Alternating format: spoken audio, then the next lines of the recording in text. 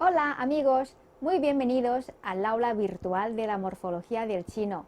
Espero que podáis aprender rápido esa lengua tan rica y fascinante a través de la serie de clases que ofrecemos aquí. Como hemos mencionado en el capítulo anterior, las palabras chinas pueden estar formadas por uno o más caracteres, o lo que es lo mismo, por una o más sílabas. Las proporciones de las palabras monosilábicas, bisilábicas y polisilábicas en chino son más o menos del 55%, 40% y 5% respectivamente. Las palabras polisilábicas que vamos a tratar aquí son mayoritariamente bisilábicas. Las palabras polisilábicas se pueden dividir en dos grandes grupos. Uno, palabras fónicamente combinadas. Las palabras cuyos elementos constituyentes no se unen por razón semántica, sino por la armonía fónica, pertenecen a este grupo. Se pueden dividir en tres clases. 1.1. Palabras inseparables. Son palabras bisilábicas, es decir, compuestas de dos caracteres, pero sus constituyentes por sí solos no tienen significado y es necesario que se unan el uno al otro para formar una unidad significativa. Dentro de ellas se pueden diferenciar además tres tipos de las mismas iniciales consonánticas. Se refieren a aquellas palabras cuyos constituyentes comienzan con las mismas consonantes, por ejemplo, chen ci, chou chu, fang fu, ding dang, zhi zhu, ling long, chou chang. De las mismas vocales finales, se refieren a aquellas palabras cuyos constituyentes terminan por la misma vocal o núcleo vocálico más coda, por ejemplo, tang lang, kong zong, po suo, pan huan, pai huai, xiao yao. El resto. En este grupo se engloban todas aquellas palabras cuyos constituyentes no tienen en común ni las iniciales consonánticas ni los finales vocálicos. Sin embargo, sí pertenecen a este grupo. La unión de los componentes de la palabra se da por razón de armonía fónica, puesto que, por un lado, la palabra bisilábica se percibe y se entiende mejor que la monosilábica, y por otro lado, entre sus componentes no se aprecia ninguna relación léxica. Por ejemplo, Yingwu, Qiangwei, Furong, Qiuyin, Moli, Putao. 1.2. Palabras reduplicadas. Son aquellas palabras cuyos constituyentes se repiten. Cabe distinguir dos tipos de reduplicación. 1.2.1. Palabras de reduplicación obligatoria. Se refieren a esas palabras cuyos constituyentes no pueden valerse por sí mismos, sino que tienen que repetirse necesariamente para adquirir pleno sentido. Por ejemplo, liang jing jing, mao mao yu. En chino, muchos términos de parentesco pertenecen a este tipo. Al reduplicarlos, el segundo elemento adquiere un tono neutro. Por ejemplo, gong gong, po po, papa, mama. 1.2.2. Reduplicación facultativa. Las palabras de este grupo disponen tanto de la forma primitiva como de la reduplicada. Ambas significan lo mismo, solo que la reduplicada aporta más énfasis e intensidad. Por ejemplo, jian jian, jian, qing qing, qing. 1.3. Palabras prefijadas o sufijadas. Actualmente muchas palabras que se usan como prefijos o sufijos están ya lexicalizadas y su función principal es formar palabras bisilábicas o polisilábicas, ya que las palabras bisilábicas o polisilábicas suenan mejor o resultan más armoniosas que las monosilábicas. Por ejemplo, lao da, di wu, shanzi, shitou. 2. Palabras semánticamente combinadas. Frente al grupo anterior, esas son palabras cuyos constituyentes se unen por razón semántica, aunque por casualidad se hallen algunos cuyos constituyentes coinciden en la inicial consonántica. o en la misma vocal final. No por eso las clasificamos en el grupo anterior, pues el significado por el que se produce la unión de los morfemas es el criterio principal al que se atiene. Se pueden dividir en tres clases. 1. Yuxtapuestas. Se refieren a aquellas palabras cuyos componentes se colocan en yuxtaposición y aportan conjuntamente el significado. Según el significado de cada uno de los constituyentes que forman la palabra, cabe distinguir tres subtipos. 1.1 Sinónimos, por ejemplo, 身体、锐利、巨大、集合。1.2 Antónimos, por ejemplo, 大小、多少、日夜、冷热。1.3 El resto. En este grupo se recogen todas aquellas palabras cuyos componentes no son ni sinónimos ni antónimos. Por ejemplo, 裁缝、国家、保养、美好。 2. Subordinadas. Se refieren a aquellas palabras entre cuyos constituyentes existe una relación de dependencia.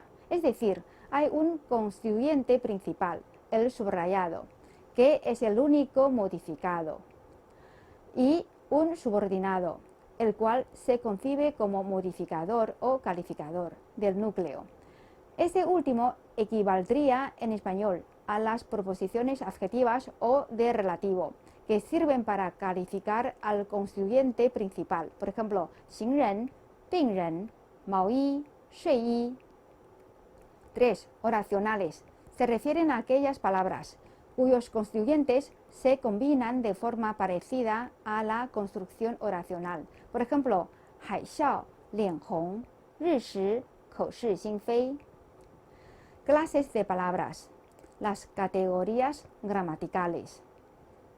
Podemos clasificar las palabras chinas en 6 grupos. Verbos, nombres, adverbios, conjunciones, partículas, interjecciones. 1. Verbo. El núcleo de un sintagma verbal es el verbo. Los verbos pueden dividirse en 2 grupos principalmente. 1. Verbos de descripción. Tal como indica su denominación, estos verbos se distinguen por ser los portadores principales de la información del predicado verbal. Cabe diferenciar 2 tipos más. 1.1 Verbos de acción. Este tipo de verbos puede ser negado por el morfema negativo pie en oraciones imperativas y combinarse con cualquier sufijo aspectual. Por ejemplo, 别动、别说、他读着、读了、读过堂吉诃德传。 Si los verbos poseen un sujeto agente capaz de controlar la acción, tienden a aceptar la reduplicación, la cual añade el matiz de que la acción se realiza por un corto periodo de tiempo. Por ejemplo, 想想、试试。 Cuando el verbo es bisilábico de construcción verbo más verbo o verbo más complemento, entre los componentes no se permite intercalar ningún elemento. Se reduplica el compuesto entero. Por ejemplo, verbo más verbo, 介绍、介绍介绍、考虑、考虑考虑。 Verbo más objeto, 消毒、消毒消毒、保重、保重保重。 1.2 Verbos de cualidad. Este tipo de verbos denota cualidades o propiedades de un nombre, el cual funciona como sujeto poseedor de dicha cualidad o propiedad. De hecho, los adjetivos en chino no se diferencian formalmente de los verbos de cualidad, pero el contexto sintáctico en que aparecen es diferente. Los adjetivos forman parte del sintagma nominal y modifican al núcleo, mientras que los verbos de cualidad constituyen el predicado verbal de la oración. Por ejemplo, 胖妞、她很胖；难题、这题不难。 2. Verbos de relación. Los verbos de este grupo son de número limitado y su función es principalmente gramatical. Hay 4 clases. 2.1 Verbos existenciales son 2, 有 y su homólogo opuesto, 没有. El verbo 有 solo puede ser negado por 没. Por ejemplo, 有树、没有树.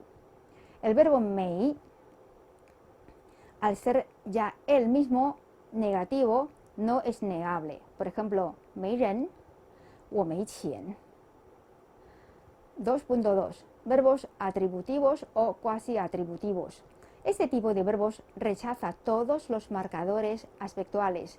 No pueden ser modificados por 很 o ser negados por 没, ni formar imperativos negativos con 别.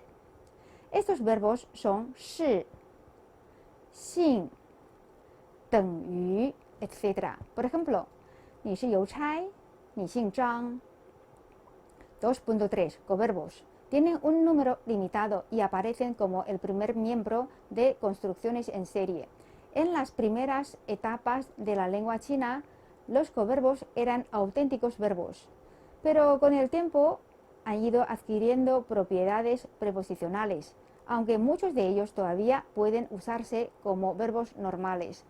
La traducción de estos coverbos corresponde más o menos a las preposiciones en español. Por ejemplo, 用 en 用笔写字, 替 en 我替你去. 2.4. Auxiliares. Forman una clase cerrada también.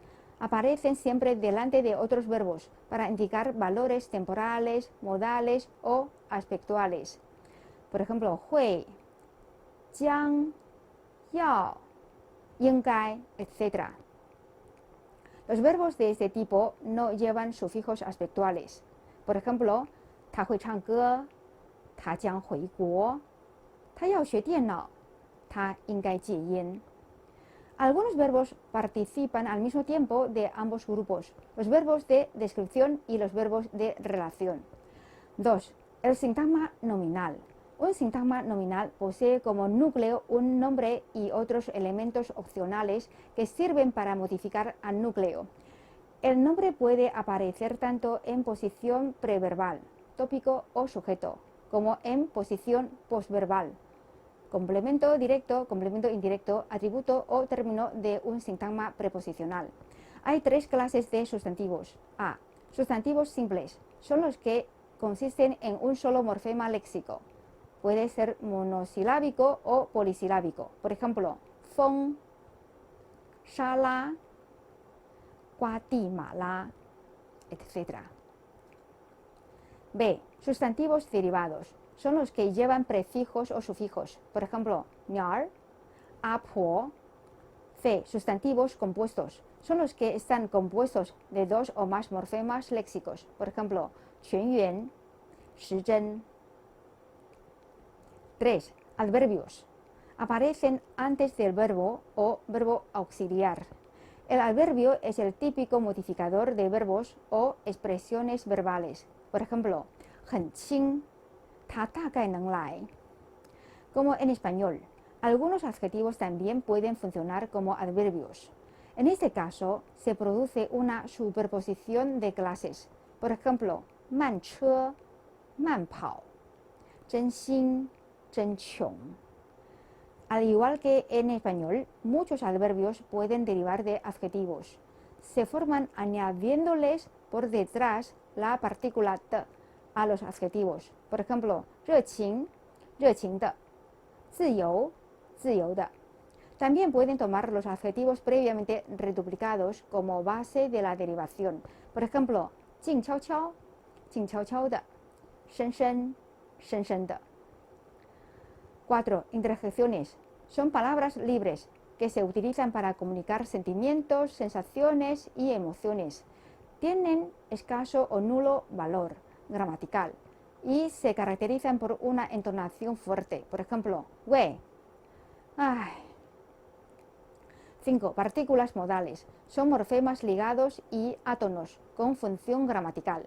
Se utilizan para expresar diversas modalidades oracionales o incluso propiedades del evento indicadas en la oración, tales como suposición, duda, énfasis, probabilidad, suavización de órdenes, etc. El chino coloquial es especialmente rico en partículas modales, mientras que en español, para expresar esos mismos conceptos o esas mismas emociones, se suele acudir a otros medios.